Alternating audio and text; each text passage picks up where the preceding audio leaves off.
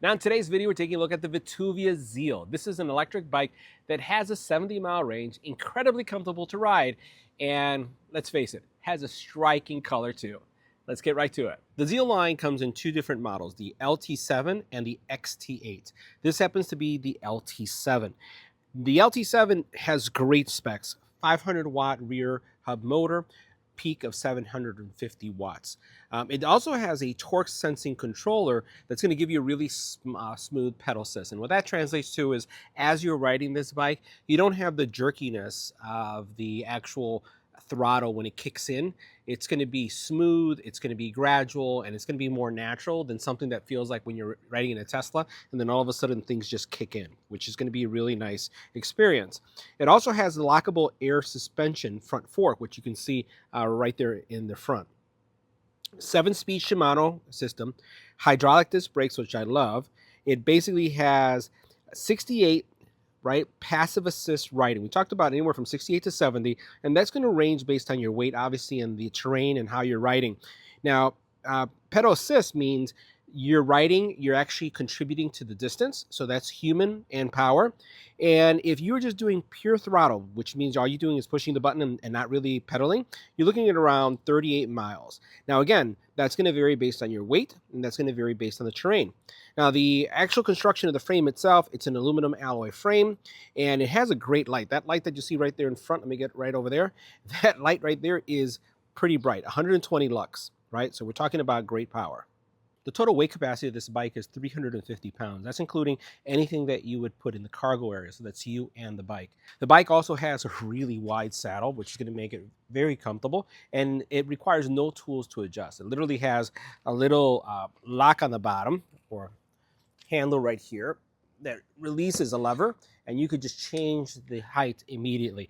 I really like that because we basically share bikes. So while I have a bike and Nolda has a bike, there are times that we just swap bikes, and this gives her the ability to just grab a bike and test it out without me having to carry any tools. I also love that the bike also has mud guards, and these mud guards are plastic, so you have worry-free mud guards. They're not going to rust on you, and it does have mud guards both in the front and the back, which also is important to me. So when you look at the front right here, it has it in the front, has it in the back, and that just means that if you do get in a muddy area, or it does happen that you get caught in the rain, you don't have to really worry about all that splatter, especially if it's going to be some light drizzle coming up and ruining your clothes. So I really, really like the fact that they're both front and rear mud guards, and they're also made out of a plastic material, not metal, which means no rust. Now the tires are 27.5 by 2, and they're actually a special type of tire. They have this technology called hippo skin, and basically what they have is an aramid fiber that makes these tires puncture resistant. And that's really important, especially if you're going to be able to get up to 70-mile range on this, human and electric. You're going to want to make sure that you're going to be able to ride it and not have to worry about getting a flat. And the fact that both of these tires have that aramid type fiber shield inside of them makes them super puncture resistant. Give you a sense, the aramid fiber is the stuff that they put in actual bulletproof vests. No joke. I have some cases that have aramid fiber, super durable, and when you have it in tires, it makes it also super puncture resistant. Now the cabling for the bike is pretty straightforward, and it's really well organized. So you notice the cables come in, they tuck away nicely inside of the frame, and they literally disappear, and they don't come out to the opposite side of the bike as it connects to the braking system and then also the powertrain. So everything here, you'll notice, is nicely organized. You do have two keys, and those keys are going to allow you to unlock the battery, which is also really nice. The handlebar does have significant adjustment, and you'll notice that it does assist you by giving you markers that will help you understand what pitch or tilt you have on the actual handlebar itself. Very wide and easy to hold on to. The other thing that you'll notice with the handlebar is that it does have support. So these are wrist supports, and this is really great, especially when you're riding long distance, because you can actually rest your wrist on this and not worry about having wrist fatigue. The actual gear system that you see here, pretty simple. You just change your gears, and then you're able to release the gears just by pushing this button, and it's very, very simple to use. Also, you'll notice that the steering column here has an adjustment. So I can actually raise this or lower this, and this is key for me as well, and that's why you have this adjustment in the front. I really don't like bikes where I'm leaning forward, especially when you're riding long distance, and especially with something like this. It's a step-through bike, as you see right here. I like the handlebars to ride a little bit higher, so this has an adjustment on the side where you can actually bring this up to fit your body when it comes to how you'd like to see this. Now the display, I'm going to go ahead and turn that on, and you can see that the display here, despite its direct sunlight, you can see that this is doing really, really well, right? So easy to read, you don't have any problems. You can actually switch different modes. You can actually press and hold the plus sign to turn on your light, and your light is very bright. Your throttle is on the opposite side. It's on the left side. Now, typically we see throttles on the right side.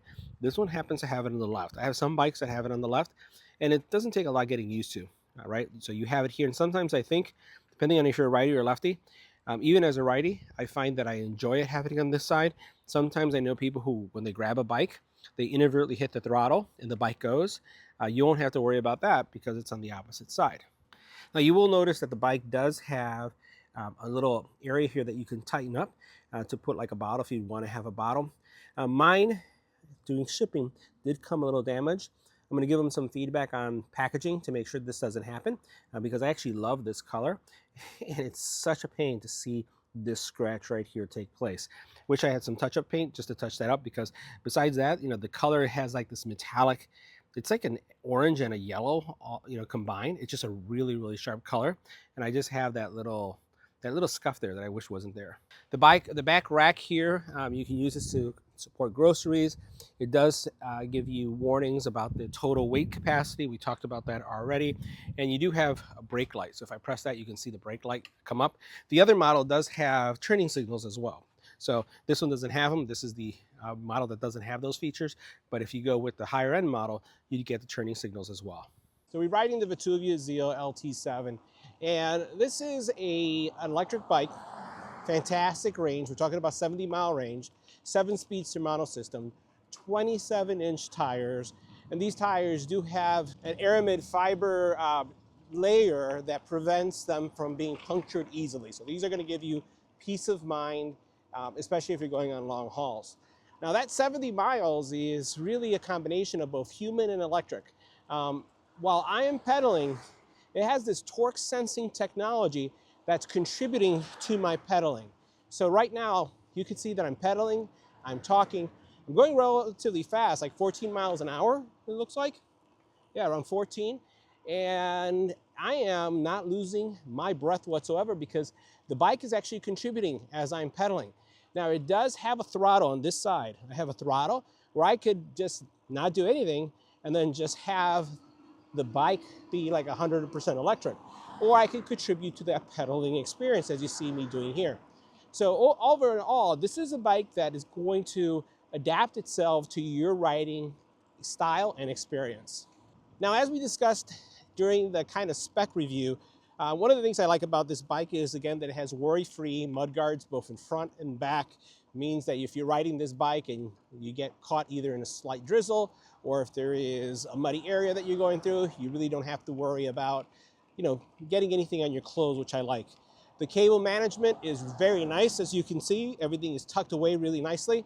And for the most part, this sounds like a bike. It's just like a bike. I don't hear any other noises other than that of a bike. Now, obviously, if I start using the 100% electric, it changes kind of like the experience. So I'll stop for a second and then just go 100% electric. Here I can actually hear kind of like the electric motors, kind of kicking in. But when I'm pedaling and it's contributing to that actual pedaling experience, you really don't see it. You feel it, but you don't hear it whatsoever. Now, the actual handlebar is very configurable. This bike will support riders 5'5" to 6'3". It has shock in the front. It has a very wide saddle that makes it very comfortable to ride. And what I'll say also about it is that the actual handlebar has multiple adjustment points. So in addition to just maybe adjusting the kind of like the pitch of the handle, what you have is this area right here. You can actually fully adjust this and raise it up. Now, I'm personally the type of rider that I enjoy riding a bike when I am leaning further back. I'm not a fan of, like the motocross leaning forward. Even, you know, when I had a motorcycle, wasn't really a fan of those motorcycles. What is it people call them? The crotch rockets, that you would just be leaning forward like the ninjas, because it was just, you were constantly leaning forward. I just prefer something that I can lean back. Probably a little bit more of a Harley guy than I am some of the other motorcycle types. So the same thing is true for me with bikes. So the bikes, I love bikes where I don't have to lean forward. Now, I'd say I'd probably adjust this a little bit more. There's an adjustment knob right here where I would bring this back so that I can lean back a little bit further and raise the steering, again, the handlebar a little bit more. But that's something that I could do easily. Now, the bike does have the actual throttle on this side, which is different. Typically, the throttle is on this side, but now it's on this side.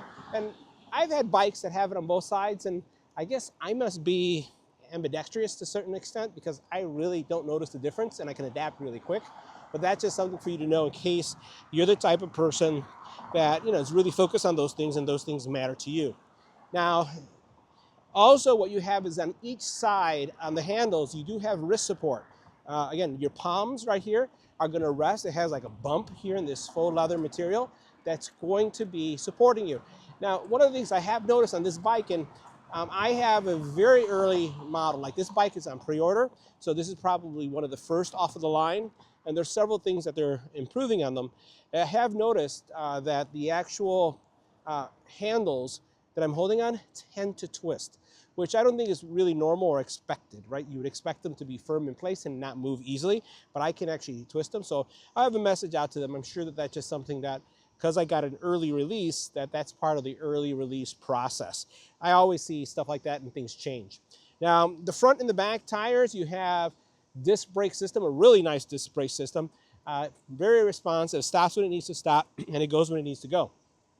I'm going to go ahead and change gears a little bit. So this is the lightest gear, and all I'm doing is using my thumb to change the gear, and I can go faster or raise the gear a little bit to a higher or harder gear, which is what I like to ride on. But again, with the actual contributing power that's coming from the bike, oh my God, this thing is like super easy to ride. I'm going to go ahead and continue to go down so I can get a tougher gear. All right, that feels better for me now. All right, right there. That is on 6. Let me go ahead and go to 7. Now that's on 7.